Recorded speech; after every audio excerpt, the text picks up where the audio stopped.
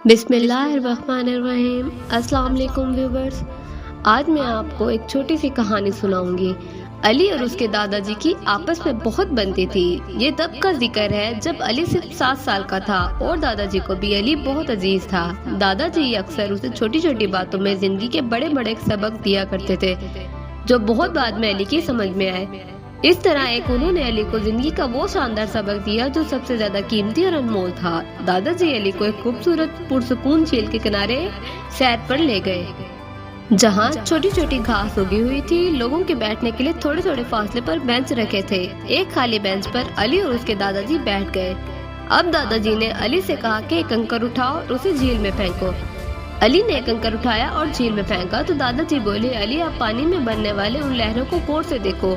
अली थोड़ा हैरान हुआ कि दादाजी उसे क्या बताने की कोशिश कर रहे हैं, लेकिन वो जानता था कि दादाजी उसे कोई अच्छा मौसर सबक देंगे। थोड़ा सा वक्त गुजरने के बाद दादाजी कहने लगे, तुम्हारी हैसियत भी जिंदगी की झील में इस कंकर की सी है। अली तुम भी इस तरह अपनी जिंदगी में बहुत से छींटे उड़ाते हो। जो कुछ भी तुम अपनी जिंदगी के दायरे में रहकर करते हो उसके असरात दूसरों की जिंदगी के दायरों पर भी पड़ते हैं। तुम्हारी पैदा की गई छींटों की लहरें तुम्हारे आसपास वालों की जिंदगी के सुकून में भी मुदाखलत करती हैं।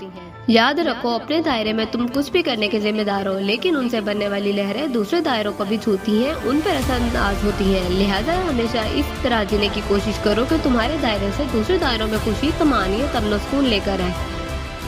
जिस किस्म की लहरें तुम्हारी हरकत से पैदा होंगी वही दूसरों में भी ट्रांसफर होंगी। मीन्स जो लहरें बदगुमानी, हसद, जलन और गुस्से की तरफ से आएंगी, ये कैफियत और एहसास वो दूसरों में भी ट्रांसफर होंगी।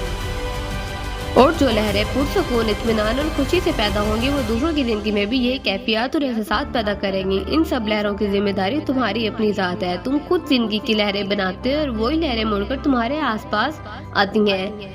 ये एक कहानी नहीं बल्कि जिंदगी गुजारने का कुलिया और गुर भी है। दुनिया का हर इंसान अपने अंदर एहसास, कैफियत, सुकून और आराम बाहर की दुनिया में ट्रांसफर करता है।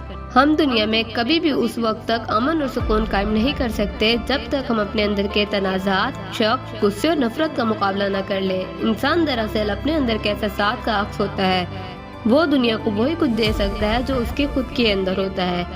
वह हम जबान से अल्फाज का इस्तेमाल करें या ना करें, लेकिन हम अपने अंदाज से वो तमाम एहसास और कैफियत मुनक्किद करते हैं जो हमारे अंदर होते हैं। जिंदगी की झील में भी हमारा किरदार यही होता है और उसकी चींटें हम सारी दुनिया में फेंकते रहते हैं, जिससे दूसरे के दायरे में भी खुशी आती है और दूसरे दायरों को भी हसीन बना देती है, या फिर नफरत और गुस्सा मुंतकिल करते हैं जिससे दूसरों की जिंदगी में बेचैनी, बेसुकूनी फैल जाती है। अब ये आपके इख्तियार पे है कि आप जिंदगी को क्या देते हैं। यकीनन आप वही देंगे जो आपकी ज़ात होगी। लिहाजा अगर आप किसी को ठीक करना चाहते हैं तो उसकी इस्लाह का आगाज़ अपनी ज़ात से करें। सबसे पहले आप अपनी ज़ात में तब्दीली लाएं जो आप दूसरों में देखना चाहते हैं।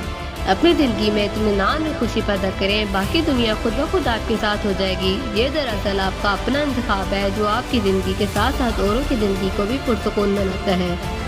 If you want to change things, change yourself first। मज़ीद इंस्पायर्स वीडियोस के लिए हमारे चैनल को सब्सक्राइब करें। फ़ी अमानिल्लाह।